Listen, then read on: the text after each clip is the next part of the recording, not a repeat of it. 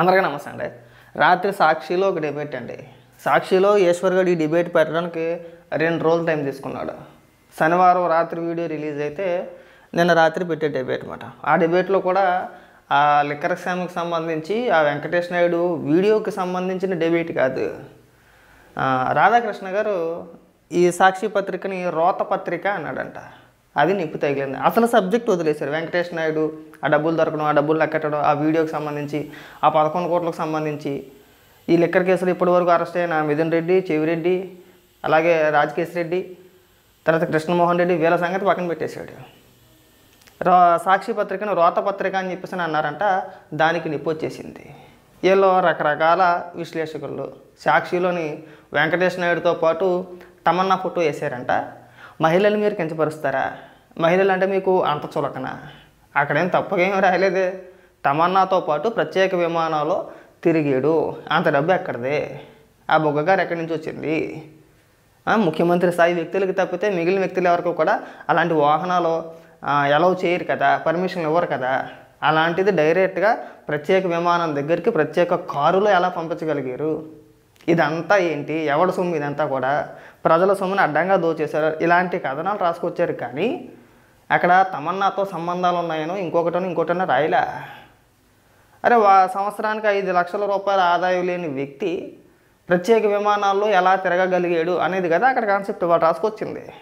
ఇక్కడ సడన్గా తమన్నా పైన ప్రేమ పుట్టుకొచ్చింది వీడికి. తమన్నాను అలా అంటారు. నేను తమన్నా ఫ్యాన్ పెట్టరు, మాకు అర్థం కావట్లా. తమన్నా సంగతి పక్కన పెట్టు. ముందు మా నాన్న లిక్కర్లో దోచేసాడే దోయలేదా? దానికి సమాధానం చెప్పరట. తమన్నా ఫోటో వేసినట్టు వీళ్ళ ఫోటోలు వేయగలరా? బాలకృష్ణ గారితో ఉన్నది, అలాగే చంద్రబాబు నాయుడు గారితో ఉన్నది. మరి జగన్మోహన్ రెడ్డితో పాటు ఉన్న ఫోటోలు మీరెందుకు ఇలా? ఇప్పుడు అట్ట కాదండి. 19 నుంచి 24 వరకు మీరే కదా అధికారంలో ఉన్నది, జగన్మోహన్ రెడ్డే కదా. మీ హయాంలోనే కదా ప్రత్యేక విమానాల్లో తిప్పింది, తిరిగింది కూడా కాదా? మరి దొరికేసిన తర్వాత మీరు ఎందుకు వేసారు? విచిత్రమైన స్టోరీలు చెప్పుకుంటూ వస్తారు. వాళ్ళందరితోనే ఫోటోలు దిగారు. జగన్మోహన్ రెడ్డితో ఫోటో మరి ఎక్కడ కనబడలేదు ఇక్కడ. అరే అడిగిన దానికి సమాధానం చెప్పండి అంటే 2 రోజులు టైం తీసుకుంటారా? మళ్ళీ ఏ విధమైన విష ప్రచారం చేయాలి? మొట్టమొదట ఏమన్నారండి?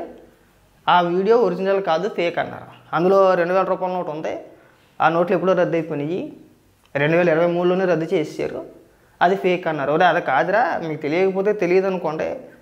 రద్దు ఏమి చేయలేదు, సర్క్యులేషన్లో లేవు, కరెక్టే, రద్దు చేయలేదు. ఇవాళకి కూడా మన దగ్గర 2000 రూపాయల నోట్లు ఉంటే కనుక మనం వెళ్ళి ఆర్బీఐ ఆఫీస్లో వెళ్ళి ఇచ్చి మార్చుకోవచ్చు.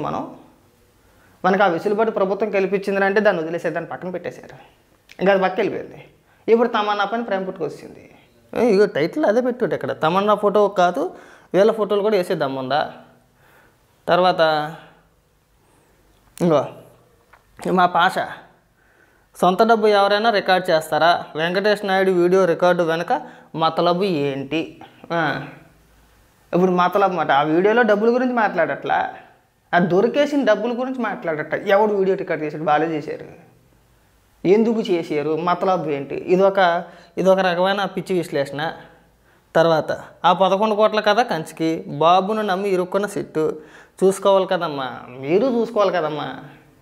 మనం ఇలాంటి అడ్డగోలుగా వార్తలు రాసేటప్పుడు, ఇలాంటి అడ్డగోలుగా మన వార్తలు చదివేటప్పుడు చూసుకోవాలి కదా. నిన్న మొన్నటి వరకు అధికారంలో ఎవరున్నారో, లిక్కర్ పాలసీని మార్చింది ఎవరో? ప్రభుత్వమే మద్యం అమ్మారు కదా. ఎవడు చెప్పాడు? అమ్మమ్మని చంద్రబాబు నాయుడు గారు చెప్పారు. ఇంకా రేపో మాపు అది కూడా రాసి అది కూడా మీరు మాట్లాడేస్తారేమో.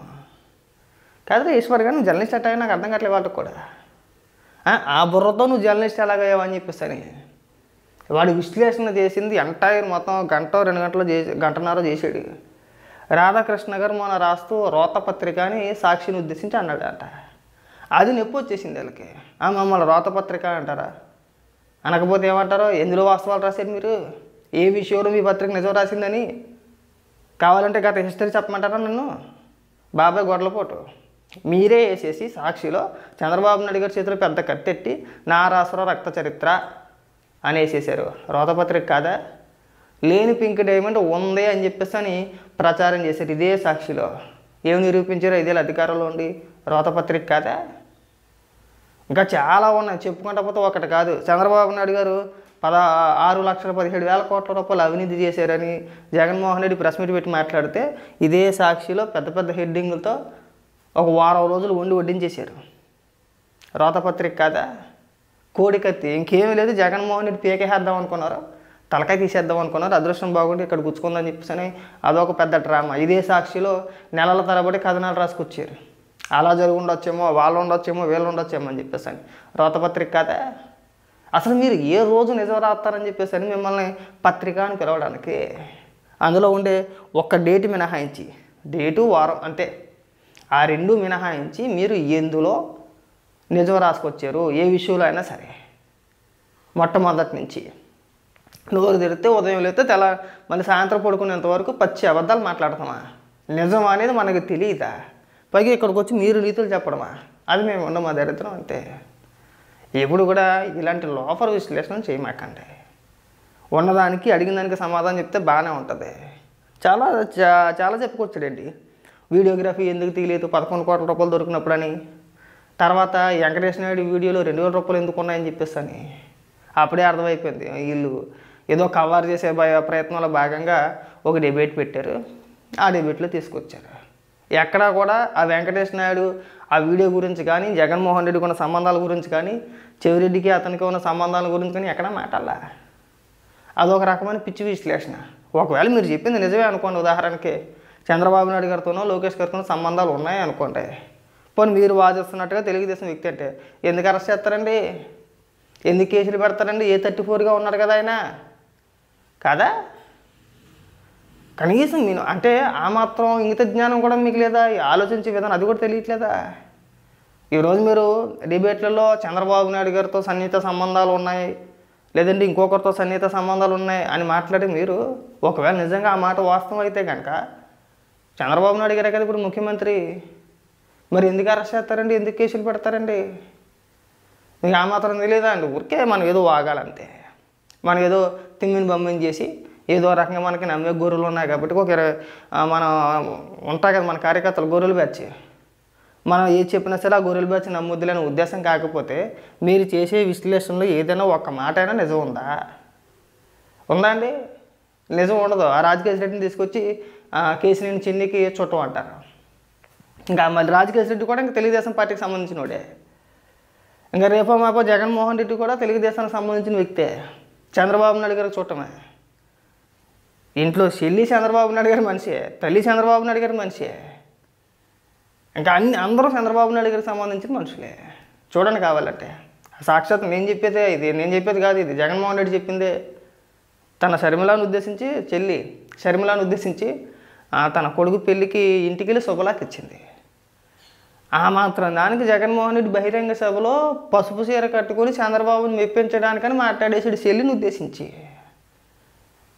అంటే జగన్మోహన్ రెడ్డి మానసిక పరిస్థితి మనం అర్థం చేసుకోవచ్చు. జగన్మోహన్ రెడ్డి పరిస్థితి అంతే, మీ మానసిక పరిస్థితులు అంతే. ఇప్పుడు జరుగుతున్న పరిణామాలపైన మీకు ఏదైనా చేతనైతే విశ్లేషణ చెయ్యండి. అసలు వ్యక్తి జగన్మోహన్ రెడ్డి సమాధానం చెప్పాలి వీటన్నిటికీ కూడా. ఏం జరిగింది అనేది మనం ఇక్కడ నువ్వు నేను ఎంత గోటలు దించుకున్నా జరిగేది ఏమి ఉండదు, ఒరిగేది ఏమి ఉండదు. మీ వర్షం మీరు చెప్తూ ఉంటారు, మా వర్షం మేము చెప్తూ ఉంటాం. కానీ చెప్పేటప్పుడు కనీసం నమ్మేలాగా ఉండాలి, మరి అడగోలుగా ఉండకూడదు. అది మాత్రం బాగా గుర్తుపెట్టుకో.